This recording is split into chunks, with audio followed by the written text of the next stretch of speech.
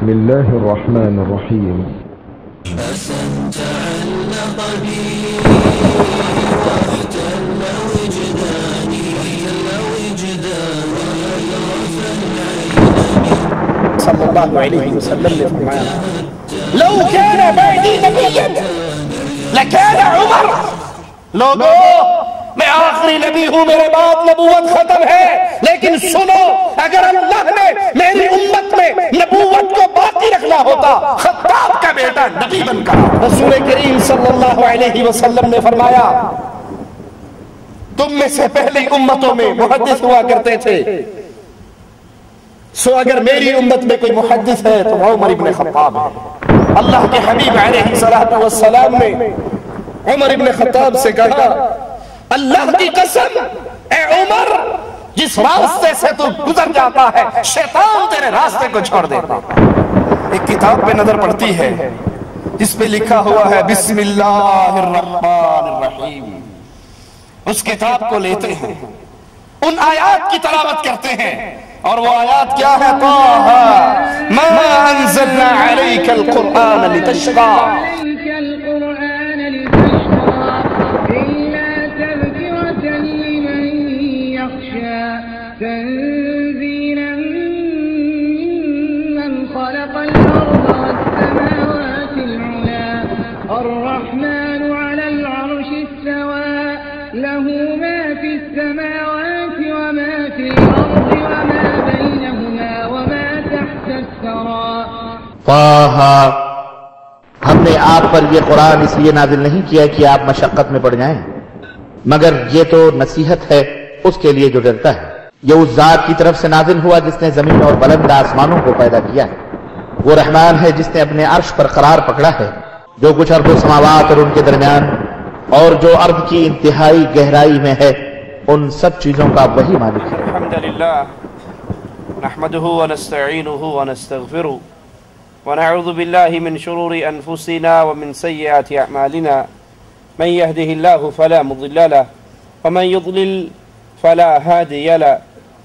أشهد أن لا إله إلا الله وحده لا شريك له وأشهد أن محمدا عبده ورسوله. أما بعد أعوذ بالله من الشيطان الرجيم. بسم الله الرحمن الرحيم. قل هو الله أحد الله الصمد لم يلد ولم يولد ولم يكن له كفوا أحد.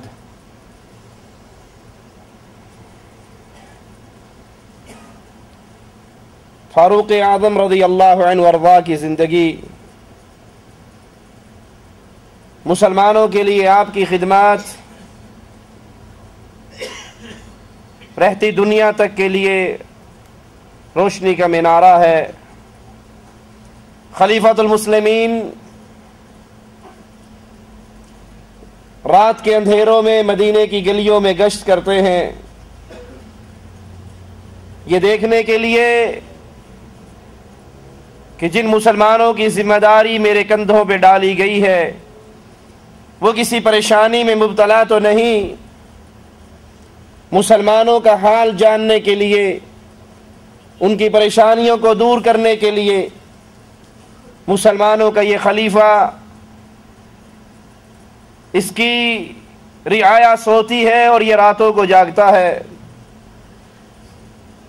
ایک رات مدینے کی گلی میں سے گزر رہے، ایک گھر میں سے بچوں کے رونے کی آواز آئی. پوچھتے ہیں یہ بچے کیوں رو رہے ہیں؟ ان کی ماں کہتی ہے ان کو بھوک لگی ہے، یہ بھوک سے بلبلا رہے ہیں. امیر المومنین کہنے لگے تو نے چولہے پہ ہنڈیا تو رکھی ہے. وہ کہتی ہے اس میں کچھ نہیں ہے، میں نے پانی میں پتھر ڈالے ہوئے ان کو دلاسا دینے کے لیے کہ یہ روتے روتے اس امید میں کہ اب کھانا تیار ہوگا، اب کھانا تیار ہوگا، یہ اسی امید میں روتے ہوئے سو جائیں، رات کٹ جائے. امیر المؤمنین فوراً واپس آتے ہیں،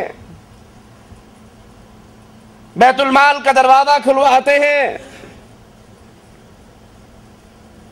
غلام آپ کے ساتھ ہے، آپ کا خادم آپ کے ساتھ ہے، بچوں کے لیے راشن لیتے ہیں، بوری میں ڈال کر غلام کہتا ہے امیر المؤمنین اجازت دیجئے یہ کھانا میں اٹھا کر لے جاتا ہوں۔ جواب میں کہتے ہیں آج میرے بوجھ کو اٹھانے کی بات کرنے والے کیا قیامت کے دن بھی عمر کے بوجھ کو اٹھا لے گا؟ اپنی پشت پہ اس بوجھ کو لاد کر، اس اناج کو لاد کر ان بچوں کے گھر میں آتے ہیں، خود ان کے لیے کھانا پکاتے ہیں، ان کو اپنے ہاتھ سے کھلاتے ہیں، اور جب بچے کھانا کھا لیتے ہیں تو امیر المؤمنین کہتے ہیں میرے بیٹو، میرے بچوں، جیسے میں نے تمہیں روتے ہوئے دیکھا مجھے مسکرا کر دکھاؤ۔ ان کی بڑھیا سے کہتے ہیں، ماں سے کہتے ہیں کہ تو نے امیر المؤمنین کی عدالت میں یہ خبر کیوں نہ پہنچائی، یہ رپورٹ کیوں نہ دی؟ کہا اگر اس کو ہمارے حالات کا علم نہیں تو اس کو امیر بننے کی ضرورت کیا ہے؟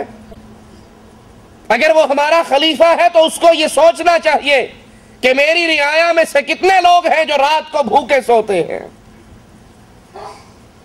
امیر المؤمنین عمر رضی اللہ عنہ وارضاہ رو رہے ہیں اور ان بچوں کے منہ میں لقمہ دے رہے ہیں، امت سو رہی ہے اور یہ والی امت کا راتوں کو جاگ رہا ہے۔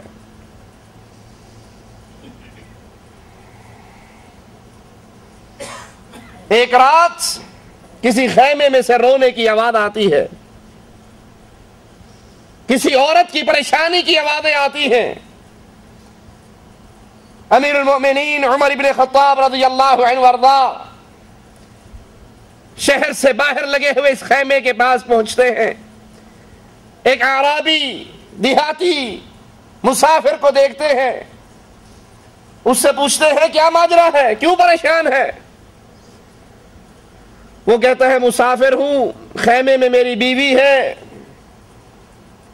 ولادت کا وقت ہے اور اس کے پاس اس کی خدمت کرنے کے لیے کوئی نہیں ہے، مسافر ہے۔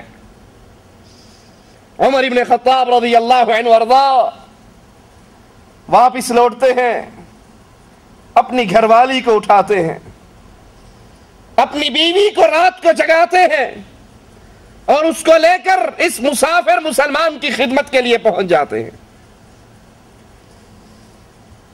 وہ ان کا شکریہ ادا کرتا ہے کہ رات کے اندھیرے میں آپ نے پتہ نہیں آپ کون ہیں میری مدد کی۔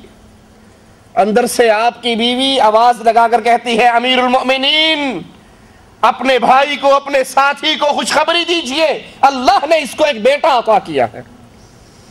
وہ یہ سن کر حیران اور پریشان ہو جاتا ہے کہ جس کی بیوی رات کے اندھیروں میں میری پریشانی میں میری بیوی کی مدد کرنے کے لیے آئی ہے، یہ عام آدمی نہیں ہے، امیر المومنین ہے۔ مسلمان سویا کرتے تھے، عمر ابن خطاب گلیوں کے اندر پہرے دیا کرتے تھے اپنی رعایا کا حال جاننے کے لیے۔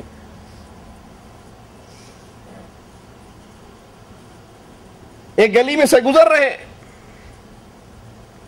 کسی گھر سے ایک عورت کے چند اشعار پڑھنے کی آواز آتی ہے جو یہ الفاظ کہہ رہی ہے کہ اگر مجھے اللہ کا ڈر نہ ہوتا تو آج میری چارپائی بھی ہل رہی ہوتی، میں بھی بدکاری کر رہی ہوتی، یہ اللہ کے ڈر کی وجہ سے میں اس گناہ سے رکی ہوئی ہوں۔ پتہ لگواتے ہیں کیا ماجرا ہے، اس نے یہ کیوں کہا ہے؟ جواب ملتا ہے کہ اس کا خامن کافی عرصے سے میدان جہاد کے لیے گیا ہوا ہے۔ امیر المؤمنین عمر ابن خطاب رضی اللہ عنہ وارضاہ قانون جاری کر دیتے ہیں، آرڈر جاری کرتے ہیں، اگر کوئی میدان جہاد پر بھی گیا ہے تو 4 مہینے کے بعد اپنی بیوی کے پاس دوبارہ لوٹے۔ جس رعایا کے حکمران ایسے